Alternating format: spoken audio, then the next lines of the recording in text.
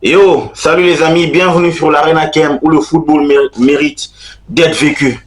Nous, Nimadouiki, ça c'est la renaissance ou encore la naissance d'un grand attaquant. C'est un gars qui est en train d'annoncer sa couleur dans cette équipe de Chelsea. En tout cas, cette saison, il est tout feu, tout flamme. Bien avant que je ne puisse développer cette vidéo, commence par t'abonner, liker, partager la chaîne car c'est important. On commence à avoir une petite communauté sur cette chaîne. Alors je t'invite à ne rien manquer sur cette chaîne en activant la cloche de notification pour rien rater sur cette chaîne. Let's go pour le débrief. Noni Madueke. Lui, sérieusement, il a lancé sa saison, les amis. Il a lancé sa saison. Il a commencé déjà dans la pré-saison. Il est vraiment efficace en marquant des buts, en participant au collectif, en donnant des assists.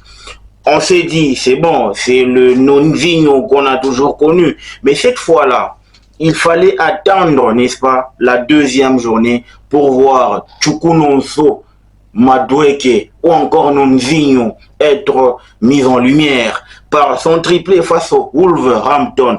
Tu te rends compte qu'il réalise un match magnifique et un début de saison magnifique parce qu'il va récidiver. Avant cela, il avait marqué face à Servette. Donc, en gros, on comprend seulement que le travail paie. Pourquoi je dis ça? Parce que on remarque que c'est un Noni Madueke qui a faim, les amis. Il a faim de but, il a soif de contribuer aux assists. Pourquoi pas mettre ses coéquipiers dans des très bonnes conditions. Et cette saison, statistiquement parlant, qu'est-ce qu'il nous offre? Parce que là, il est sur notre planète, les amis. Je vous assure, il est sur une autre planète. Pourquoi? À partir du moment où il réalise, parce que cette saison, il est à 5 matchs, les amis. 4 goals, 1 assist ou encore passe décisive. Avec comme ratio 1.0 goal assist par match. Parce qu'il a refait ça lors du match qui opposait l'England ou encore l'Angleterre face à la Finlande. C'était sa première sélection. 10 minutes après son entrée en jeu, il donne un assist. Ça, si c'est pas un joueur qui a faim, qui a la soif de vaincre, en tout cas, je sais plus ce que c'est. Je sais plus ce que c'est. Il sait que à partir de l'an prochain, ça va pas badiner. Pourquoi? Il y a Esteban Willian qui arrive, le génie que l'on compare à Neymar, le génie que l'on prédit, n'est-ce pas, un avenir meilleur, et donc pour qui le couloir droit lui est réservé. Donc en gros, si Nonzinho Chukwunonso veut réellement faire partie de cet effectif ou encore se battre pour sa place, c'est maintenant ou jamais de mettre, n'est-ce pas, ses qualités au service de l'équipe. Et il a compris. Parce que les amis, depuis qu'il est là, il est en mode turbo. Pourquoi? Les amis, l'an dernier, c'était un Chukwunonso ou Noni Madueke qui cherchait trop son pied gauche. Mais cette fois, en ce début de saison, on se rend compte que il est en train d'utiliser à merveille son pied droit. Donc en gros, il veut devenir un joueur complet. Et à partir du moment où un gaucher se met à travailler son pied droit, il devient dangereux. Il devient dangereux. Et actuellement, vu son âge et le joueur avec qui je pourrais vraiment le comparer, c'est Mason Greenwood. Parce que Greenwood, de droite comme de gauche, il te tire.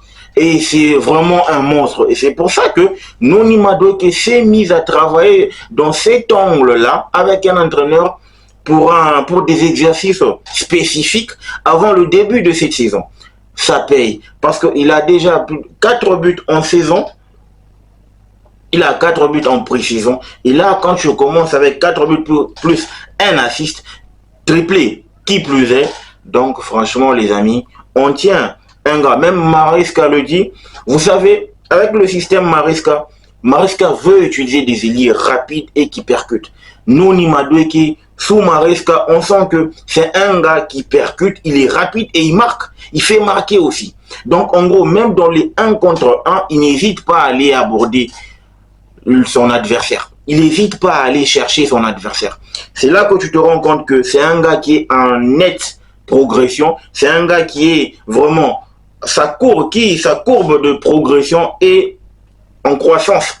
Parce que, et du côté statistique, et du côté de ses qualités, tu sens qu'il y a une nette amélioration. C'est pour ça que Enzo Maresca lui donne cette possibilité-là de s'exprimer aisément, de s'exprimer sans tracas. Seulement, il doit juste venir défendre. Pourquoi pas? Il défend et il se crée des occasions. Il sait très bien le faire. Parce que, vous vous souvenez, lors du match face à Crystal Palace, il est à l'origine de la passe décisive de Cole Palmer pour Nicolas Jackson.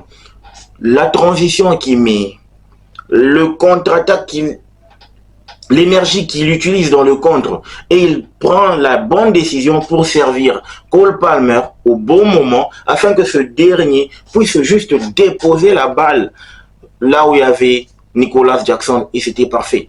Il a fait un bon match et c'est pour ça que même dans son interview, il dit Enzo Maresca, c'est le meilleur. C'est le meilleur parce qu'il lui donne la possibilité de s'exprimer sans trop de travail défensif.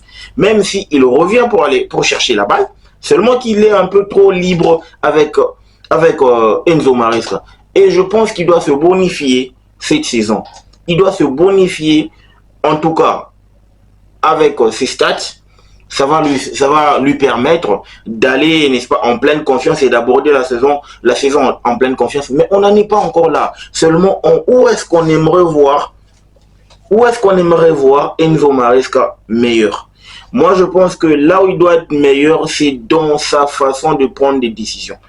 Dans ses dernières prises de décision. J'ai comme l'impression, c'est vrai, il grandit, mais dans ses dernières, tu vois, la dernière décision pour faire la différence, c'est là qu'il doit encore travailler. Il est sur une très bonne pente, il est sur une très bonne note, il doit juste bosser sur ça, il deviendra un joueur complet. J'ai vu un Robben qui était vraiment un joueur de seconde zone, mais il a appris à travailler sur ses qualités, il a appris à peaufiner ses qualités et aujourd'hui on reconnaît Robben comme étant le meilleur des meilleurs en tant qu'ailier droit. Et aujourd'hui, Nonzinho nous offre cette palette-là de devenir, n'est-ce pas, cet ailier tant convoité, tant complet, tu vois, parce qu'il n'y en a plus trop. Il peut quand même nous faire oublier un certain Michael Olise. Pourquoi? Parce que, souvenez-vous, on a voulu aller chercher Olise parce qu'on savait que Nonzinho était irrégulier. Voilà, c'est pour ça qu'on est allé chercher notre ami Olise. Mais aujourd'hui, on sent que Enzo a pris conscience de ça et il travaille d'arrache-pied pour être, n'est-ce pas, au service du collectif. Moi, mon avis, c'est que le joueur est en pleine maturité, le joueur est en pleine progression, le joueur montre des signaux positifs qu'il est en train de contribuer au jeu collectif et il est en train de contribuer au but marqué par ses coéquipiers. Il est toujours dans des très bonnes décisions, surtout quand il y a but. Il arrive au bon moment pour faire, n'est-ce pas, un geste de grande classe afin de sortir ses coéquipiers dans une situation, tu vois. Et c'est là que je dis, franchement, si jamais il restait constant et que les blessures, en tout cas, ne lui faisait pas de défaut et si en tout cas il était épargné par ces blessures, par des blessures à répétition, en tout cas ça va pas vraiment entacher sa progression. C'est ma seule prière, je voudrais le voir ou j'aimerais le voir vraiment être libre, épargné de ces blessures pour voir exactement que vaut Nonzinho, Chukunonso, Madueke. Je veux voir ça. Un joueur épargné des blessures parce qu'il nous montre que sans blessure, c'est vraiment un autre joueur. Sans blessure, c'est un gars qui est au-dessus de la mêlée. Seulement qu'il doit rester constant, toujours être attentionné, ne pas être attentiste et surtout rester dans sa zone, là où il excelle le mieux. Je sens qu'il percute, il marque des beaux buts et il contribue aux passes décisives. Statistiquement parlant, c'est bon. La relève est assurée, les amis. il faut qu'il établisse, n'est-ce pas, un niveau tellement excellent, élevé, que quand Estevão Willian viendra, qui semble qu'il y a un challenge à relever, tu vois. C'est ce que moi, en tout cas, je veux voir. C'est ce que je veux réellement voir qui va vraiment sortir de ce joueur dans sa faculté à se transcender dans des grands matchs. C'est là que je l'attends aussi, qu'il soit aussi décisif dans des grands matchs. Mais seulement, je ne peux pas tellement le martyriser ici, non.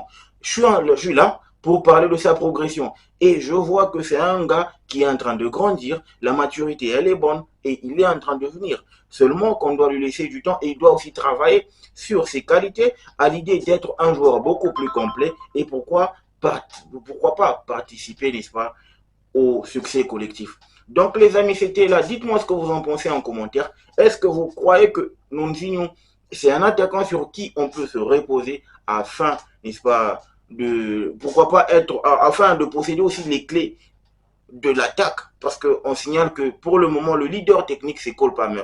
Mais si au moins les responsabilités peuvent se départager, parce qu'il y a un gars qui est en train de sortir du lot, ça peut aider. Dites-moi ce que vous en pensez. N'oubliez pas de vous abonner, les amis, de partager au maximum cette vidéo. Ça va beaucoup m'aider d'agrandir la communauté blues. Le football mérite d'être vécu. Ciao.